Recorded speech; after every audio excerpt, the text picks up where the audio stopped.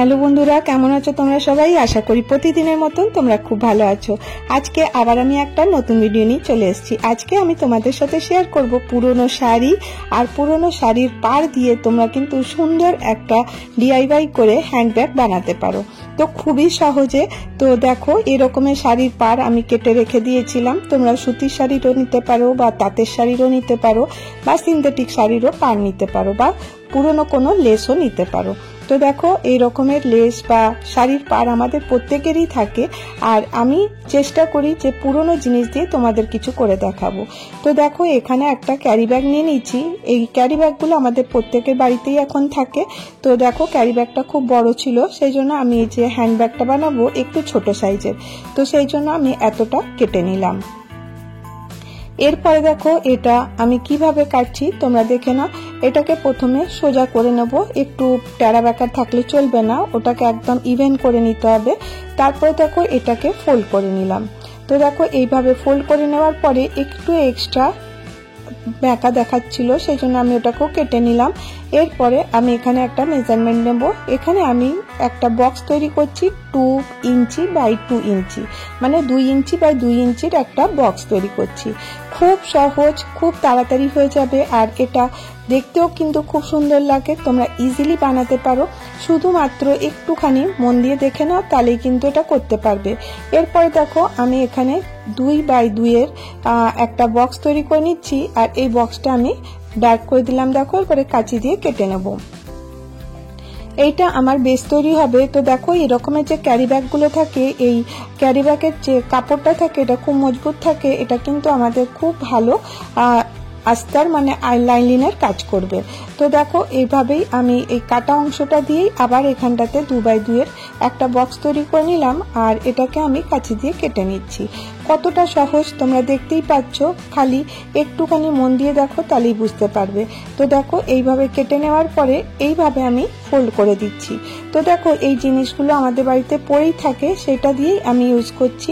এইরকম ফোল্ড করে আমি এখানে মার্ক করে নেব 1 ইঞ্চিতে। কিভাবে করছি তো দেখো, আমি এখানে 1 ইঞ্চিতে মার্ক করে দিলাম।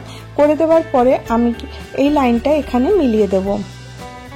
তো দেখো, এইভাবে আমি লাইনটা এখানে মিলিয়ে দিলাম, আর এরপরে আমি এখান থেকে এটা কাট করে দেব। তো দেখো, এরপরে আমার কাছে এই অংশটা এসে গেল। এটা কিন্তু ডবল ফোল্ডেই আছে। আর এই দেখো, শাড়ির পাড় আমি কেটে রেখে দিয়েছিলাম। এই শাড়িটা আমি অনেকগুলো ডিআইওয়াই করলাম, তোমরা দেখতে পেয়েছিলে। আর এই দেখো, এই পাড়টা ইউজলেস হয়ে যেত, পাটটা কি করব, তো এটা দিয়ে আমি তৈরি করছি। তো কি করব দেখো, পাটটাকে যেরকম এই যে আমি ক্যারি ব্যাগটা কাটলাম ওর উপরে লাগাতে যাবো, এইভাবে ধরবো, আর এর উপরে এরকম করে লাগাতে থাকবো। তো দেখো, খুব সহজেই হয়ে যাবে। আর একটু বেশি করে কাটবো, যাতে মানে একদম অ্যাকুরেট না হয়, একটু বেশি থাকলে কোনো অসুবিধা নেই। এইভাবেই দেখো, আমি লেগসটা একের উপরে এক এইভাবে লাগাতে থাকবো। এইভাবে পাটটা কেটে নিলাম। দেখো, যতটা দরকার হলো একটু 1 ইঞ্চি মতন রেখে দিয়ে তারপরে আমি কেটে নিচ্ছি। এরপরে আবার এর উপর থেকে আবার আমি এই পাটটা লাগাতে শুরু করব। তো দেখো, অনেক সুন্দর সুন্দর শাড়ির পাট থাকে আমাদের কাছে, ওইগুলো আমরা কি করব বুঝতে পারি না, এমনি ওগুলোকে ফেলা যায়। তো এইগুলোকে এইভাবেও যদি ইউজ করবে, দেখবে তোমাদের খুব কাজের জিনিস তৈরি হয়ে যাবে। তো দেখো, এইভাবে আমি প্রত্যেকটা পাড়কে এইভাবে লাগিয়ে দেবো।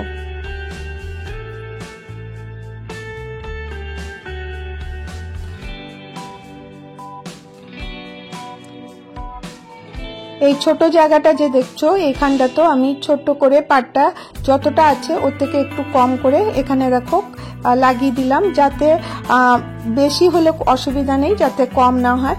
এইভাবে পুরো যে ক্যারি ব্যাগটা আছে ওর মধ্যে পাটটা আমি সেট করে লাগিয়ে দেব।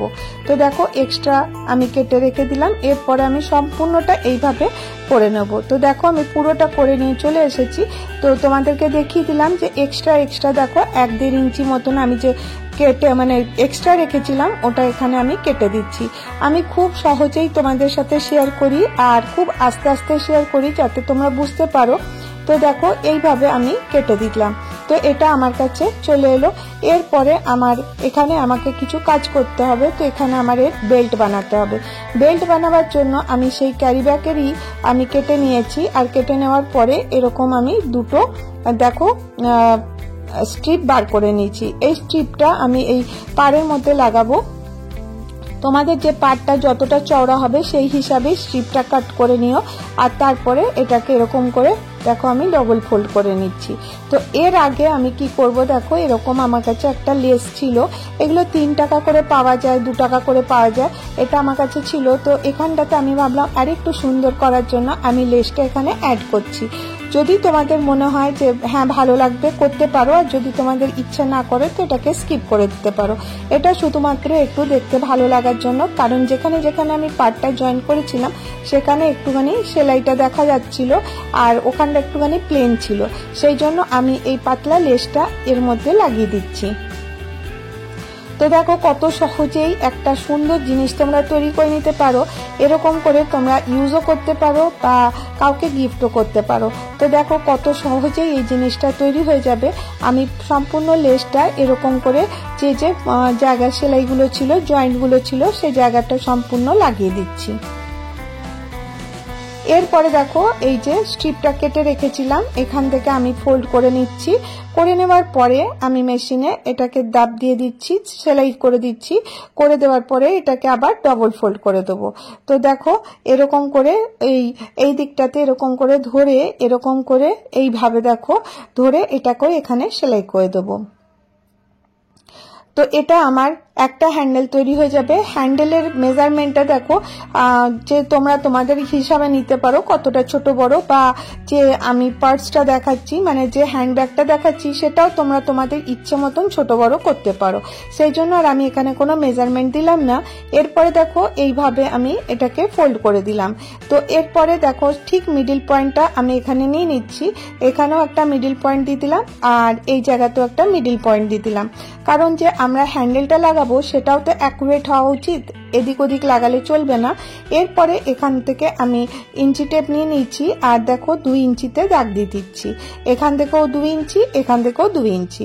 তো তাহলে পরে আমরা কি করব, এই অপর পাশটাও দেখো এইভাবে আমি দাগ দিয়ে দিচ্ছি 2 ইঞ্চি আর 2 ইঞ্চি।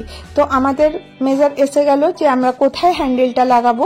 এরপরে দেখো হ্যান্ডেলটা নিয়ে নিয়েছি, হ্যান্ডেলটা উল্টো করে লাগাতে হবে। তো দেখো আর যেন হ্যান্ডেলটা ভেতরের দিকে থাকে, একটু লক্ষ্য করে দেখো। এরপরে আমি তোমাদেরকে পিন লাগিয়ে দেখিয়ে দিচ্ছি। এই রকম করে দেখো পিন দিয়ে আমি সিকিউর করে দিলাম। এতে কি হবে, তোমাদের সেলাই করতে কিন্তু খুব সুবিধা হবে, হ্যান্ডেলটা এদিক ওদিক নড়বে না। আর দেখো এক্সট্রা যে সুতো থাকবে ওগুলোকে করার পরেও তোমরা কেটে সুন্দর করে ফিনিশিং করতে পারো।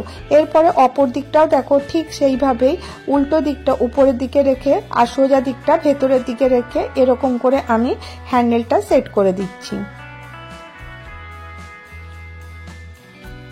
এবার দেখো এইভাবে হ্যান্ডেলটা সেট হয়ে গেল। এরপরে আমি এটাকে সেলাই করে নিয়ে চলে এসেছি। এরপরে আমাকে জিপ লাগাতে হবে। অ্যাকচুয়ালি দেখো এই জিপটা একটু ছোট, তো ছোট হওয়ার কারণে এটা অসুবিধা হতো, সেই জন্য আমি কাপড় জয়েন করছি। আর তাছাড়াও তোমরা যদি এখানে কাপড়টা জয়েন করে নেবে তাহলে পরে কি হবে, এই যে জিপটা আছে এটা কিন্তু খুব মজবুত হয়ে যাবে আর জিপ কেটে যাওয়ার ভয় থাকবে না, কারণ কাপড় দিয়ে আমি এটাকে কভার করে দিচ্ছি আর এটা সেলাই করতেও কিন্তু খুব সুবিধা হবে। যখন তোমাদের কাছে জিপ ছোট থাকবে তখন তোমরা এই উপায়ে কিন্তু জিপটাকে বড় করতে পারো। আমি দেখো এইভাবে আমি এটাকে কাপড়টা এর মধ্যে লাগিয়ে দিয়েছি, লাগিয়ে দেওয়ার পরে আমি এখান থেকে এটাকে জয়েন করে দেবো। তো দেখো এইভাবে আমি এখানটাতে সেলাই করে দিচ্ছি। সেলাই করে দেওয়ার পরে যখন এটা টার্ন নেব তখন এটা সোজা হয়ে যাবে। তো দেখো এইভাবে আমি করে নিয়েছি। তো এক পাশটা করে নিলাম, এই দেখো এইরকম করে উল্টে দিলেই দেখো কত সুন্দর ফিনিশিং এসে যাবে।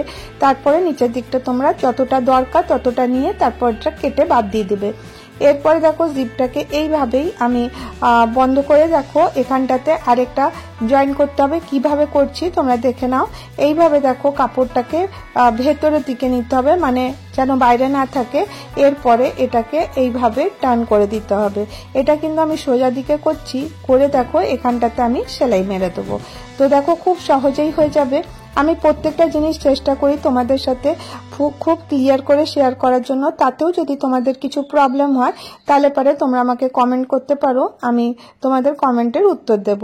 এরপরে দেখো আমি এটাকে সোজা করে নিলাম। তো তোমরা দেখতেই পেলে কতটা সুন্দর হয়ে গেল এই জিপটা। এরপরে আমি এই ব্যাগটার মধ্যে লাগাই। তোমাদেরকে অনেকবার আমি জিপ লাগানো দেখিয়েছি কিভাবে জাস্ট খালি এটাকে সোজা পাটটা ভেতরের দিকে রেখে উল্টো পাটটা একটা সেলাই দেবো উপর থেকে, আর তারপরে আবার ওটাকে সোজা করে দাব সেলাই দিয়ে দেবো।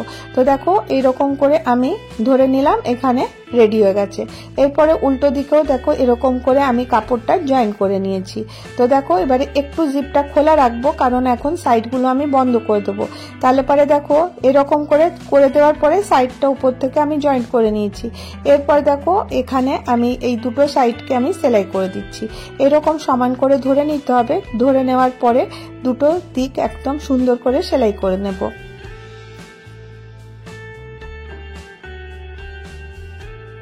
এইভাবে একদিকটা সেলাই করে নিলাম।